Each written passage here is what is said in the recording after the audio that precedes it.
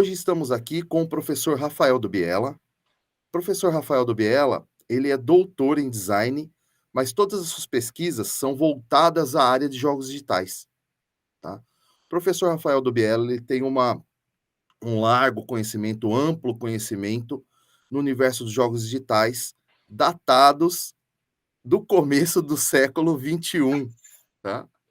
E mais uma vez, com satisfação, né, ele está aqui para dar as contribuições dele, tanto na parte acadêmica, né, que ele tem um trabalho muito incisivo e específico na área de jogos digitais, como também agora no mercado, não é verdade, Rafael? E ele veio falar um pouquinho para nós aqui de toda essa sua carreira, de toda essa sua experiência voltada nessa esfera dos jogos digitais.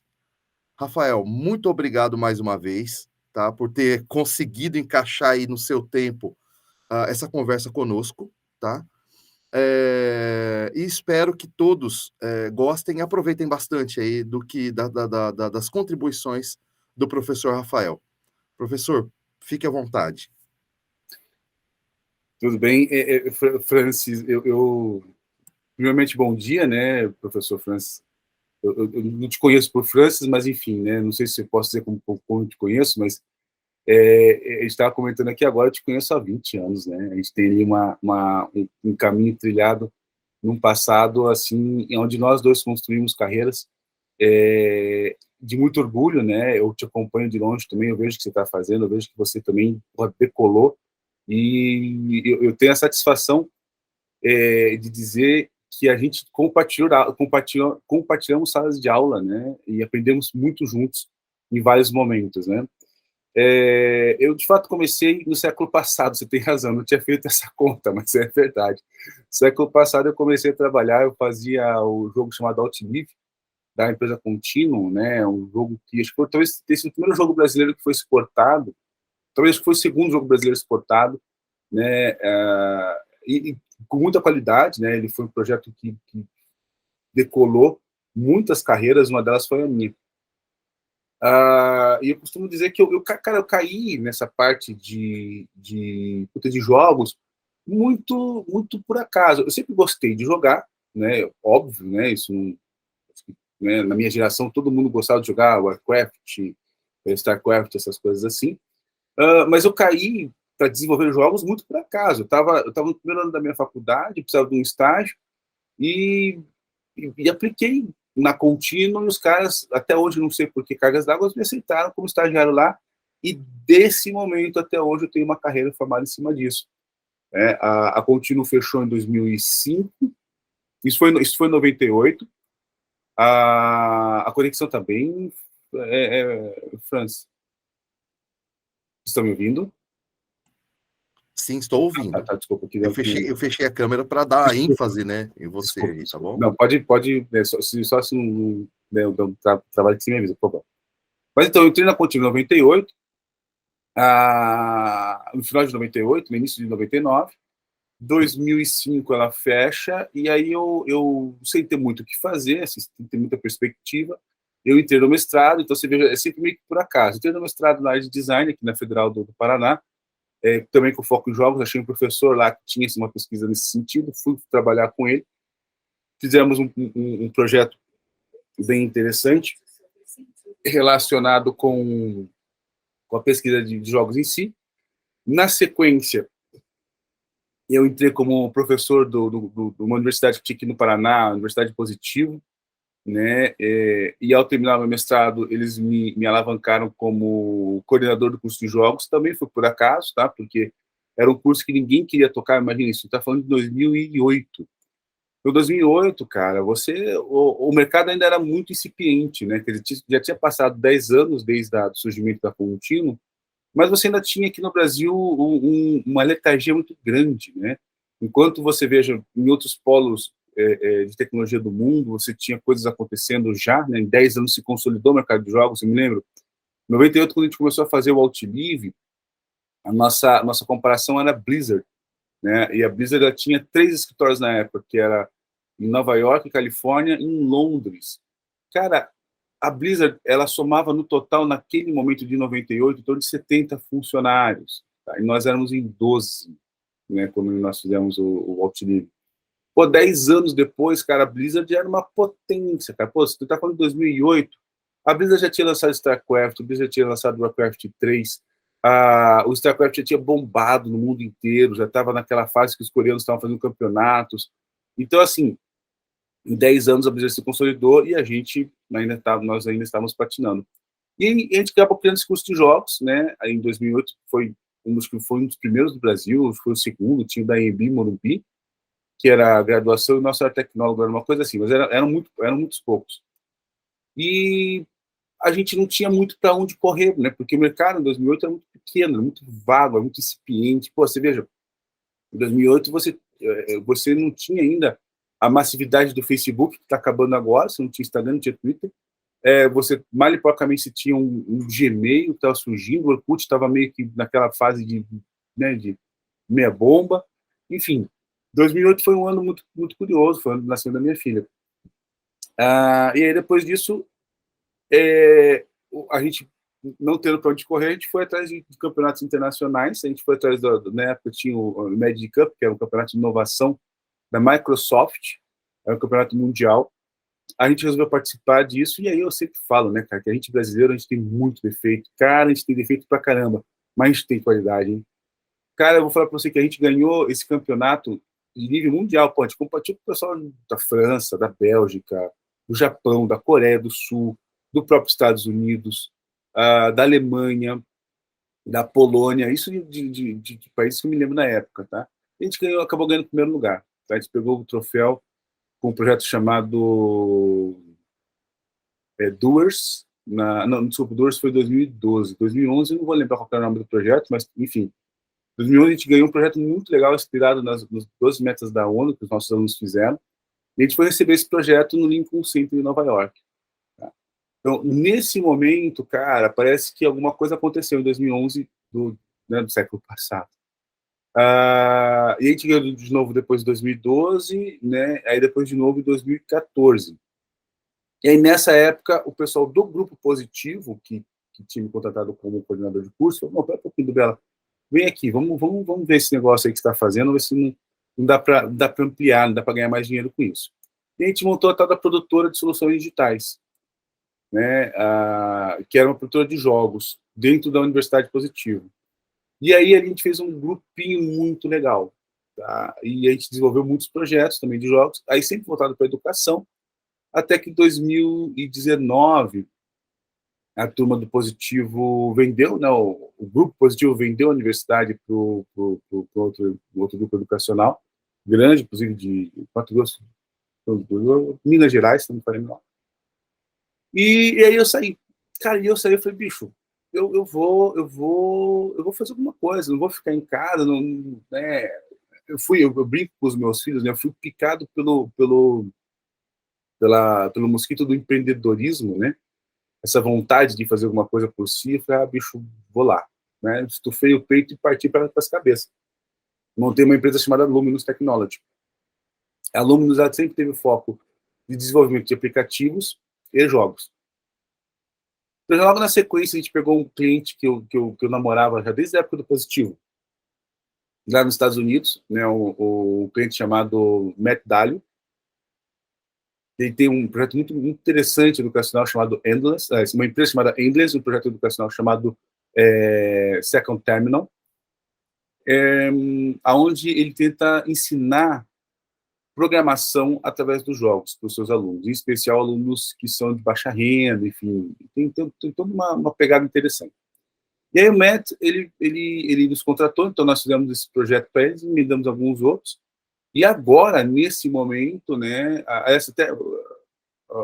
nesse momento, hoje, a gente está lançando à meia-noite uma segunda empresa minha chamada Dali Games, e na Dali Games está lançando um jogo chamado Penalty, né, para aproveitar essa hype da Copa. Então, assim, a minha carreira ela começa lá atrás por acaso e ela vai ganhando corpo durante o seu processo, né? Eu fiz o meu mestrado, meu doutorado na Federal na área de jogos, fui para a área acadêmica e hoje eu estou na área do mercado mesmo, trabalhando para clientes internacionais, para clientes nacionais brasileiros, fazendo o meu próprio estúdio. Enfim, estou eu estou nesse mercado, né, Francis? Puta, cara, há mais de 20 anos. Há mais de 20 anos. Ganhei muito dinheiro, investi muito dinheiro. Eu costumo dizer para as pessoas que eu investi mais do que dinheiro, investi a minha vida nisso. E assim, é muito legal. Tá? É um mercado maravilhoso.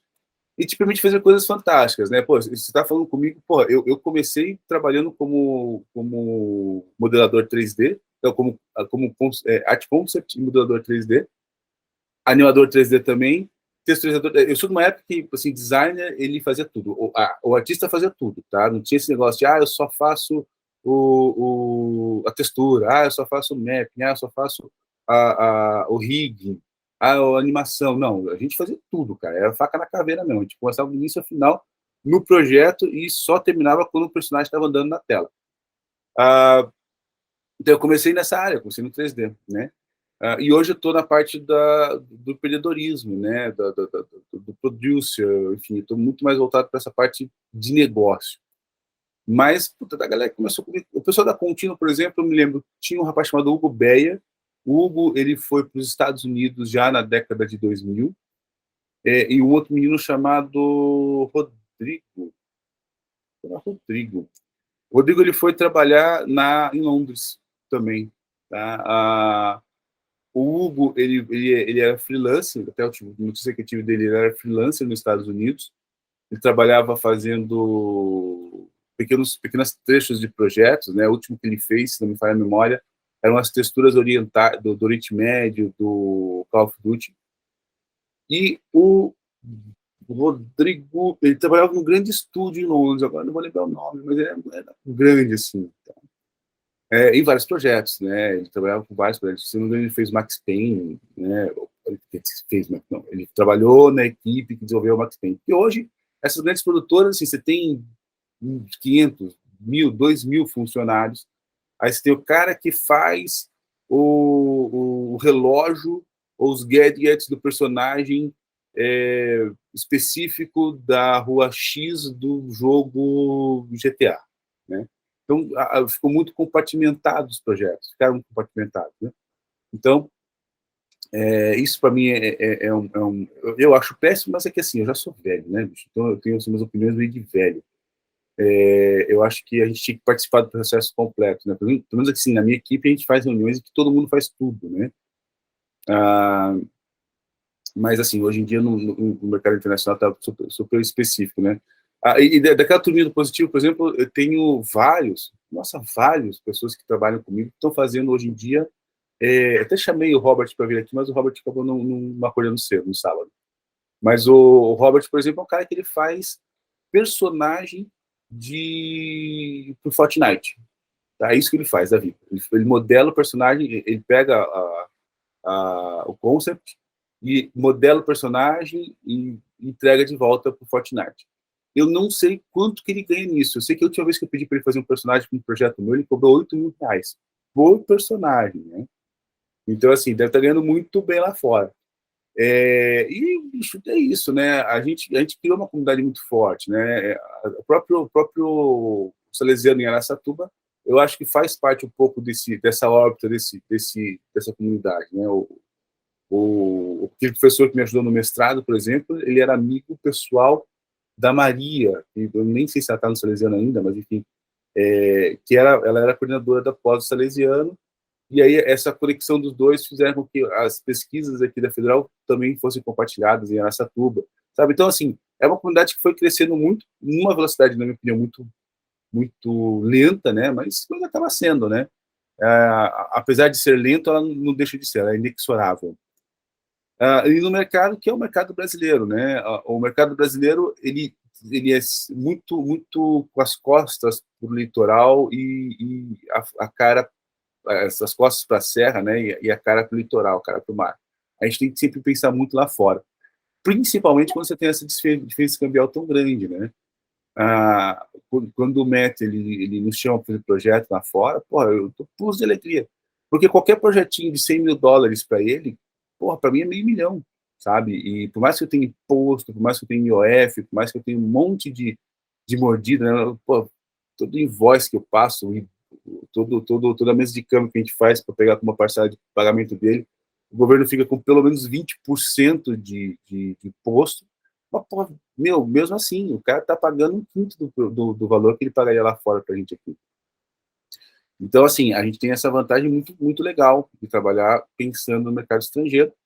E também porque, por mais que você tenha, nós somos hoje o quarto mercado, nós ainda somos, né, o quarto mercado mundial de jogos de consumo. Né? Nós consumimos tanto quanto os japoneses, os americanos e os europeus. Mas, assim, a gente ainda está. A diferença entre nós e eles, né, embora nós sejamos os quartos, a diferença é muito grande. Né? A gente não é, se você for avaliar, tem todo ano sai a pesquisa do Mídia, né, que é bem interessante para quem tem a oportunidade de pagar ela, ou vocês falam do França, o França tem esse acesso também, como professor. O Mídia faz um panorama todo ano do que vai acontecer no ano seguinte na área na área de mídia, né, na área digital, e ele tem uma das abas dele é de jogos, e mostra claramente que, porra, embora seja uma área de vertiginoso crescimento, cara, não é tão fácil ganhar dinheiro aqui não, pô. Bicho, eu faço aplicativo bomba. Cara, aplicativo, um jogo, tá? Eu faço um jogo bomba. Cara, entre o jogo bombar e o jogo dar dinheiro, retorno financeiro, tem ali um gap, tá? Tem um jeitinho de você fazer a coisa para ele funcionar, tá? Porque não adianta você estar em 200, 500 mil celulares, né? Isso não significa que ele vai dar retorno financeiro. Às vezes, você tendo 20, 30 mil downloads bem feitinho, bem montado, ele dá mais retorno financeiro do que você ter 1 milhão de downloads, tá? Quem trabalha muito bem com isso é aquela empresa chamada Wildlife, uma empresa também brasileira, paulista, que é um unicórnio, né? Eles ganharam um aporte financeiro de 300, 400 milhões de dólares o ano passado, né? Então os caras estão na casa de 1 bilhão e fazem esses jogos casuais focados nesse mercado de pessoas que têm interesse em jogar e AdSenses e enfim, comprar gemas, etc. Então, nós temos um mercado muito diversificado, mas que também você tem que tomar um certo cuidado como é que você trabalha com ele, tá? Ele não é tão simples assim. Francis, tô no caminho que você queria, como é que é? Me dá uma luz aqui rapidinho, por favor, meu irmão. Sem sombra de dúvidas, tá? Sem sombra de dúvidas, é isso aí mesmo. É o grande. Acho que a grande dúvida da maioria dos alunos aí, o Rafael, é em relação ao tamanho do mercado, tá? Dos jogos digitais do Brasil, né? Uhum. Se eu comparar, por exemplo, o ensino de jogos digitais aí, em relação a outras profissões mais consolidadas, né, ou mais tradicionais, nós somos o último minuto do relógio, tá? Eu brinco com eles, né, que nós somos o último minutinho do relógio ali, da hora do relógio, né? E aí o que acontece, né? Como ainda é uma coisa que, na minha opinião, também é muito volátil ainda, é muito incerto em alguns campos, né? A maioria dos alunos, eles vêm para a universidade atraídos realmente na criação do jogo digital, mas eles esbarram no desconhecimento de algumas situações relacionadas a mercado, né? Porque realmente ainda é um mercado que tem é um desconhecimento geral, né? Por ser muito novo ainda, né, tudo mais, porque se a gente contar aí os 20 anos que passaram, é, é um tempo muito pequeno, né, para a gente poder mensurar algumas circunstâncias, né? Só um adendo, tá? Que você falou da Blizzard, né? Você falou do Warcraft, você falou de StarCraft, só que você não falou do melhor jogo da Blizzard, que é o jogo do meu coração, que é Diablo. Sei, eu lembro Todo mundo disso. sabe. Eu Todo lembro mundo você falando sabe. de sala de aula. Eu lembro que você faz sala de aula isso. Que é o jogo no meu coração, que é Diablo, tá? Então, é o único adendo. E, Rafael, só uma pergunta aí. O que você acha dessa questão do multiverso não, Cara, do metaverso, né? Multiverso, eu já fui lá na Marvel, né? mais legal, inclusive. É mais legal. É. Mas o metaverso, isso daí ainda é uma. O que é isso para você? Eu Cara, já. eu vou falar pra você uma coisa. Eu vou pegar dois ganchos seus, tá? Primeiro, essa coisa que você falou da volatilidade do nosso mundo atual. E eu vou falar para você, cara, é isso mesmo. Tá? Nós ainda, acho que pegamos, a minha geração e a sua, a gente ainda pegou o final daquela geração que tinha alguma certeza na vida. O que eu quero dizer com isso? Eu vou comprar um carro, vou ficar com ele 10 anos, vou comprar uma casa que eu vou envelhecer nela, eu vou fazer uma conta num banco que vai ser esse banco pro resto da minha vida. Cara, isso mudou. Assim, e tem uma frase do Marx, do comunista Marx, inclusive, que até eu li aqui para cima, porque tem um livro do Marshall Berman, que é um filósofo que pegou essa frase dele e fez todo um livro em cima disso, que isso foi feito na década de 80, tá? Então você veja como ela é atual hoje. Quer dizer, Marx viveu em 1800, aí o Marshall Berman em 80 pegou essa frase, fez um livro que é tudo que é sólido se dissolve no ar. O que significa isso? A gente caminha para uma sociedade em que as nossas certezas elas se dissolvem, elas não acontecem, elas podem ser que não surjam. E a gente passou por isso, Francis. A gente é da época do Orkut. Cara, e você piscou, o Orkut morreu. A gente é da época depois do Facebook, e você está vendo o Facebook agonizando. Né? E o Facebook, ele já chegou a ser a maior mídia social, a maior rede social do mundo. Pô, tinha 3 bilhões de pessoas e estava agonizando. Então, realmente, as nossas certezas profissionais, cara, elas não podem mais ser como eram antes, né? Não é porque você fez medicina que você vai se aposentar médico, não é porque você é engenheiro que você vai ter uma aquela carreira sólida que teu pai, teu avô tiveram. Cara, não espere isso, porque isso não vai acontecer. Né? Eu tenho ex-alunos meus que começaram como alunos de jogos, da primeira turma de jogos positivos, inclusive, um rapaz chamado Alessandro, gente fina pra caramba. O cara, no meio do caminho, criou uma cervejaria premiadíssima, chama Ramp, H-U-M-P, do Camelo. Cara, aqui no Sul, o bicho ficou milionário com essa porra. Eu falei, caraca, velho, me ensina a ganhar dinheiro desse jeito. Né? O cara falou, não, eu fazia o que eu gostava na faculdade, eu fazia cerveja, deu certo, e aí? Porra, aí o cara... Assim, e a coisa ficou tão engraçada porque ele, com a empresa de cerveja, investia nos colegas dele para fazer jogos, sabe? Então, realmente, a gente está vivendo um mundo muito, muito volátil, Francis. A gente está no processo mundial em que você tem uma crise acontecendo, uma reestruturação de ordem mundial que nós estamos vivendo hoje, até a certeza de que os Estados Unidos mandam a gente não tem, daqui a 10, 15 anos pode ser que não seja, mas ele é a nação reinante, pode ser a China, e aí tem toda uma questão cultural que vai mudar. Então, realmente, cara, eu falo para você, o professor que eu falo com meus alunos, eu pego o diploma, termina o que você começa. Isso é uma coisa que nunca vai mudar. Você começa uma coisa, você termina e você entrega ela. Agora, se isso vai ser um diploma, se isso vai ser um projeto, uma ponte, um avião, cara, não sei. Né? Se pegue nos conceitos do que você está se formando. E aí você, né, outro gancho que você falou, mas como é que eu chego no metaverso? Cara, o metaverso, ele é uma big uma promessa, parece Paulo Guedes prometendo o crescimento em V. Assim, o metaverso. Hoje, você vai se lembrar disso. Você lembra em 2000 acho que foi 12 ou 13 que a Google lançou o óculos virtual da Google, que você se acessava tal, e, cara, Isso, você já Google falava... Glass. O Google Glass. Então, Isso. cara, eu quero isso. Eu falava, cara, que coisa maravilhosa. Eu falei, eu quero que lancem, eu preciso desse óculos. E a Google nunca lançou. Por quê? Porque, bicho, a ideia era boa, a implementação foi boa, mas na hora que você botou na cabeça do usuário, ela falou, não quero, não funcionou como eu queria. Então, assim, eu desconfio, como ali, não é como profissional, como pessoa agora, eu acho que o metaverso está se encaminhando para isso. Tá? Quem acompanhou na década passada o Second Life, também a proposta é idêntica, é a mesma coisa, tá? Com a diferença que hoje os servidores são mais potentes, você tem mais velocidades. Mas, assim, esses dias eu vi, na Veja, tá? Não é nem um artigo científico especializado nem nada, na Veja.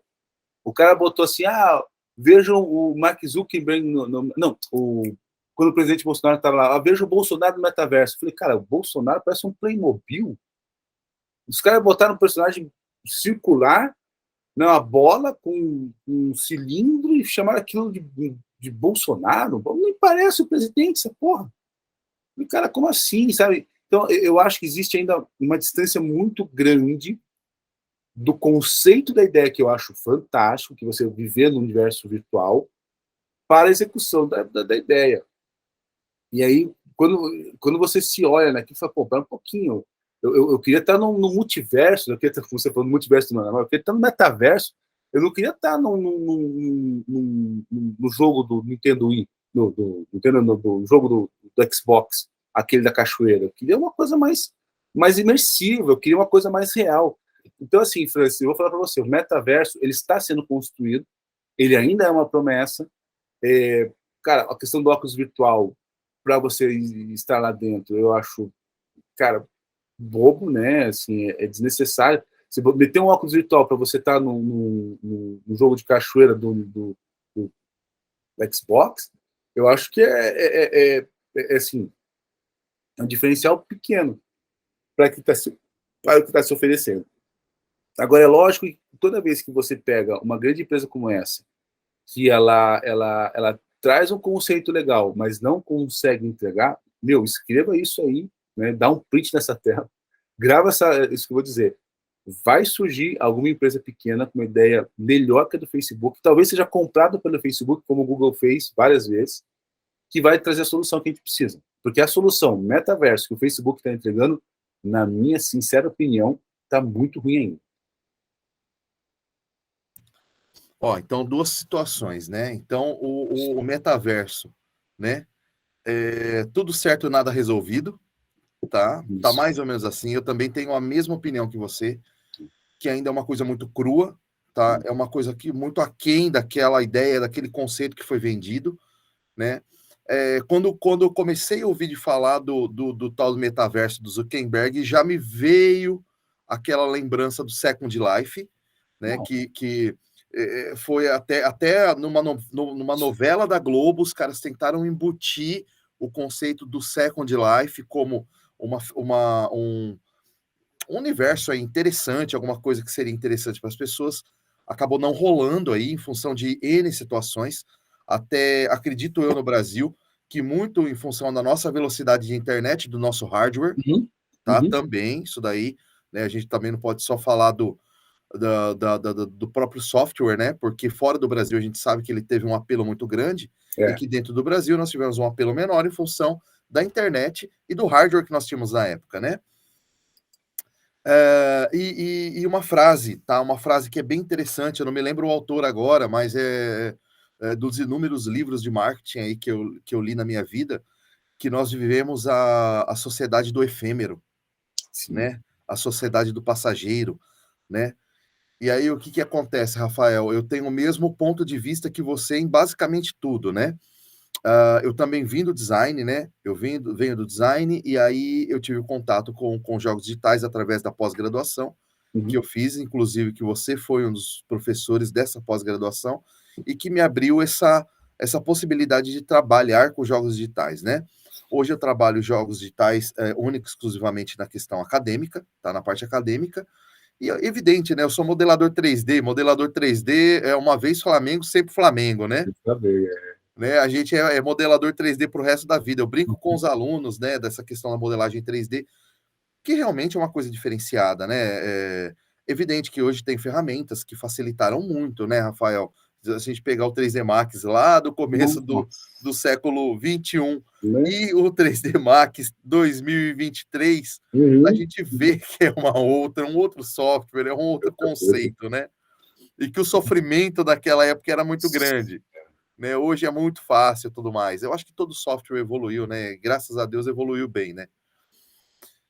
Mas, Rafael, eu gostaria de agradecê-lo, tá? Eu gostaria de Obrigado. agradecê-lo, de verdade, tá?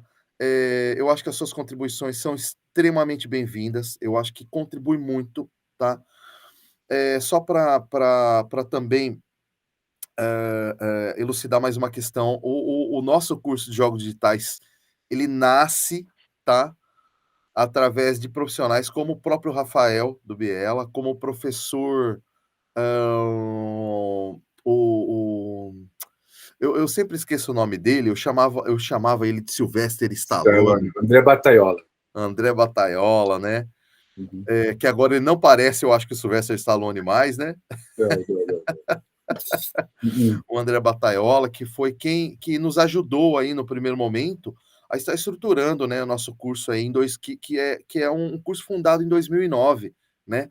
Então nós fundamos o curso em uma época que era muito mais complicado se falar de jogos digitais, e nós conseguimos ao longo de todo esse tempo, tá? Manter esse curso funcionando e, evidentemente, fazendo as modificações necessárias para atendimento de mercado, né? Que eu acho que é o mais importante, né? Que é formar alunos que venham realmente contribuir para esse mercado de jogos digitais. E eu tenho a felicidade de dizer para você, Rafael, que eu tenho muitos alunos que realmente conseguiram, tá? Estar trabalhando nessa área, que alunos que conseguiram algumas vitórias aí nesse mercado que é o mercado ainda que, igual nós dissemos, né?